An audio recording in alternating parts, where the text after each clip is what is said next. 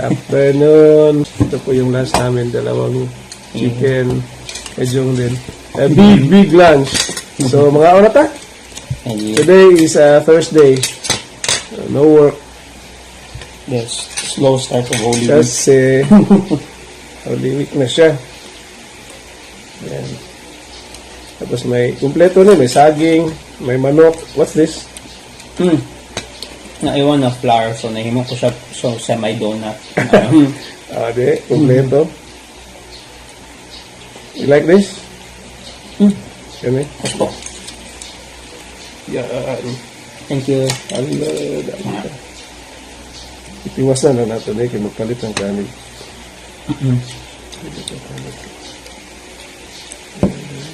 Donut. May donut eh. Yeah.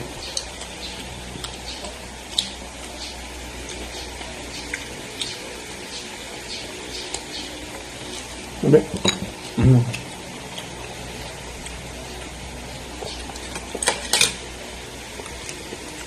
Late lunch na eh.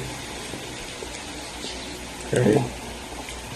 Baka ko yung isa dyan pang kaya na siya mayudad pag damay. Ay! Iulit. Di ano lang. Ito lang, ito. Padapin na muna. Padapin na muna. Hindi, anayin ko lang to. Reheat ko lang to, yung dalawa lang. Ito kay tagalan ko man tong isa. Sige. Reheat ko lang. Medyo natagalan kami ng lunch ngayon kaya kararating ko lang. Yung kotse namin, pinalitan ko ng sapatos. Bumili ako ng sapatos. Mahal. Tag 2.5 na ang bawat gulong. Actually, 2.6. Kaya gumamit mo ako ng credit card. Kaya wala akong cash ngayon. So, apat na gulong. About 10,400.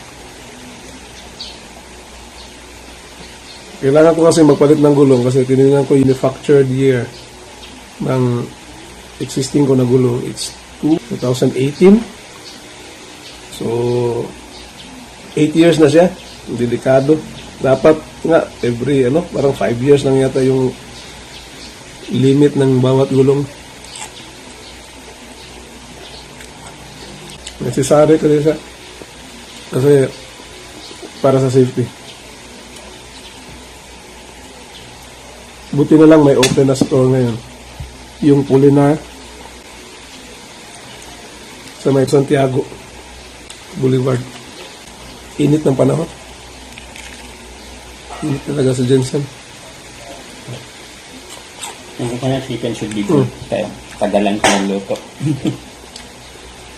Mama. Okay ah? Okay lang. Very good. Very nice. Noon kasi hindi ko pinagpansin yung gulong ng maliit na sasakyan, yung kotse kasi yung ginagamit ko yung malaki, diesel. Ngayon na nagmahal na ang diesel, then frequent na ang gamit dun sa kotse. Signs.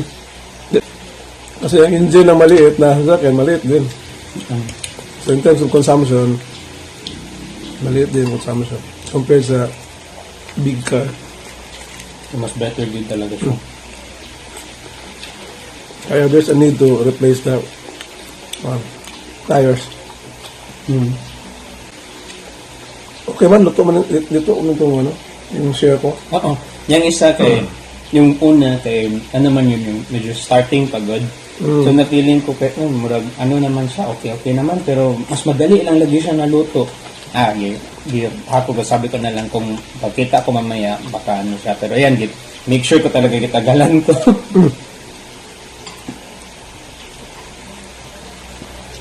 Ano siya? Luto siya. Baka yung oil mo, masyadong mainit, kaya madali siya nag-brown. Kala mo luto na. Basig. Yep. Thank you. Si John, cook o chef namin ngayon. Kaya man siya yung mama ngayon. Ako na bahala. Kaya, party ang lunch ngayon.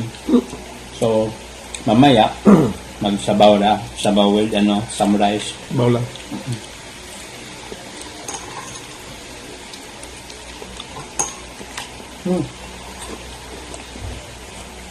Musta man itong ito siya. Naubos ko na yung isa. Okay lang. Parang sa donut. Dapat marunong ako magawa ng yung glaze din niya. Or melted sugar, man good yun. Sobrahan yung mo sa pagpahan, magamit ng flour. Kaya gano'n. Hindi man na sobrahan, pero breading man good. Na maiwan pa. Na maiwan pa talaga sa breading. Method recycle ba? Ginuto mo lang ganito. Gigawa na lang ganito. Yeah. No waste.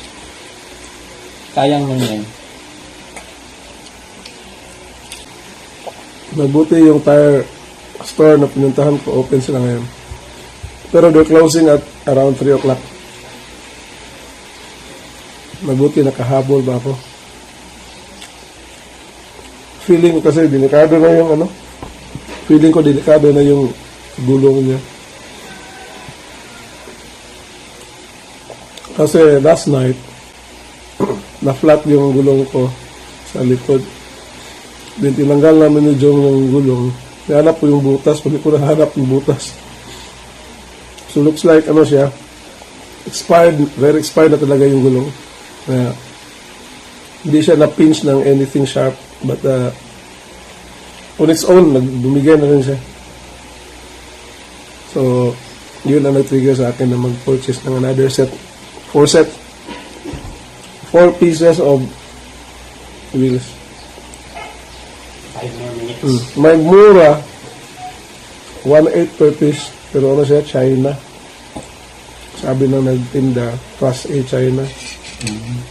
Sabi ko, yung next na next na medyo next price, sabi niya 2.5 Thailand. So, I'll take the 2.5. Ayun.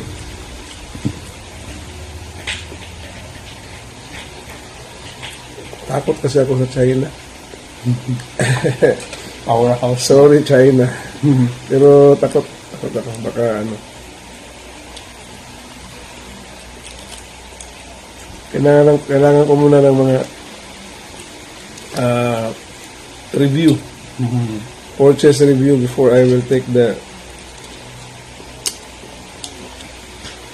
Thailand naman. Marami naman tayong mga Thailand-made na gulong. Even cars. Yung Toyota nga, made in Thailand yan. So, wala na siyang problema. Luto, Kaluto na yun? Ito niya? Pwede na yan. Kunin ko. So, yun. May utang ako na 10,400 sa credit card. Pero it's worth it dahil safety naman ng pamilya yung kapalit. And the confidence to drive anywhere, yun ang mahalaga.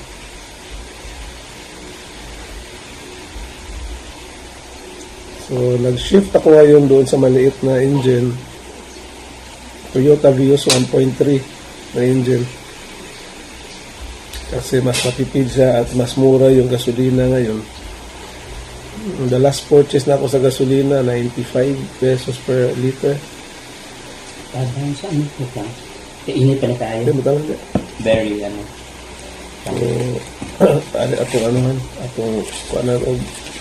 very oily kasi siya.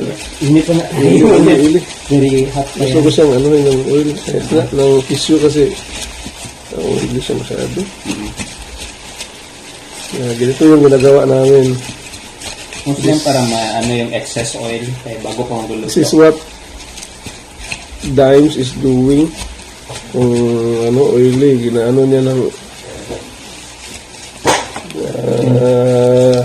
trapuhan niya ng tissue paper so that Table tissue. Para or table napkin. Para hindi siya masyado oily. First ka pa? Ay, gano'n pala ito gamay lang. Pares.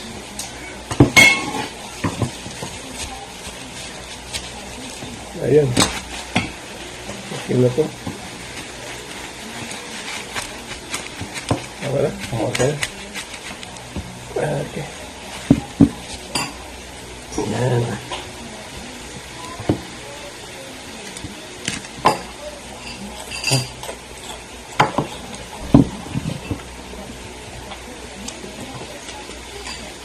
Yung engine naman ang malaki namin.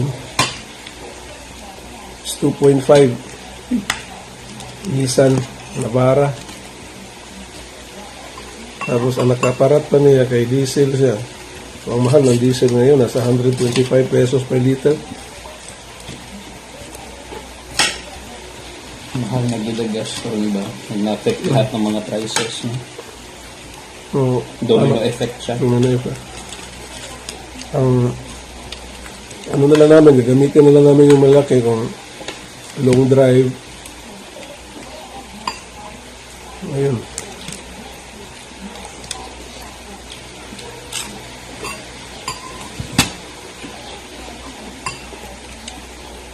Tama nga.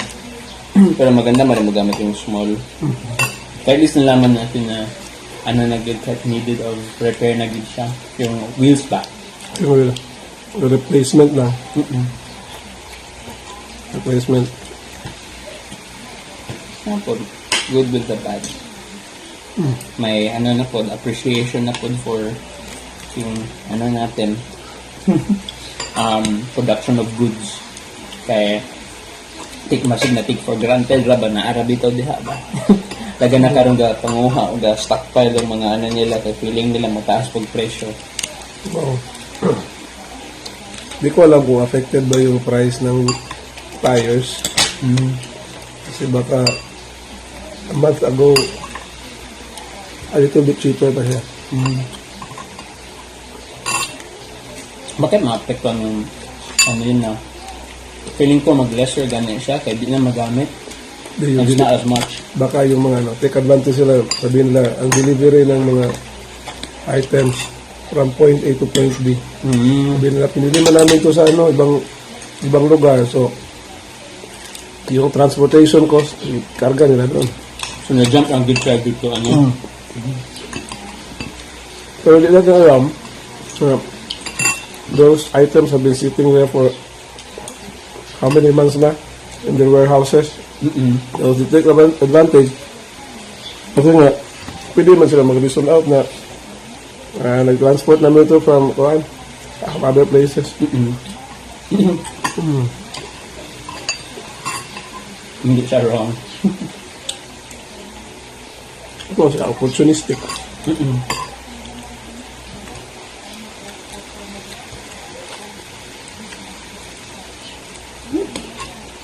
Okay na siya?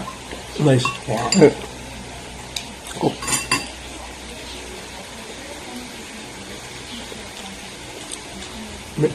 So tama yung ano ko. Leave good siya. Kung fully cooked na siya, leave ko siya for mga 5 to 7 minutes more pa. Yung outside at least fully cooked na. Ang itulong ko siya na, iluto mo sa by water. Boil mo sa ba. Then fry it. Para ma-cook na siya. Didiretso lang na siya. Hindi. Hindi pa melt ko siya for like an hour. About mga, hindi mas siguro hour. Mga 40 minutes. Nag-alis ka na, nagluto naman kailangan. Tapos ano na siya, soft and ano na, lagay ko na.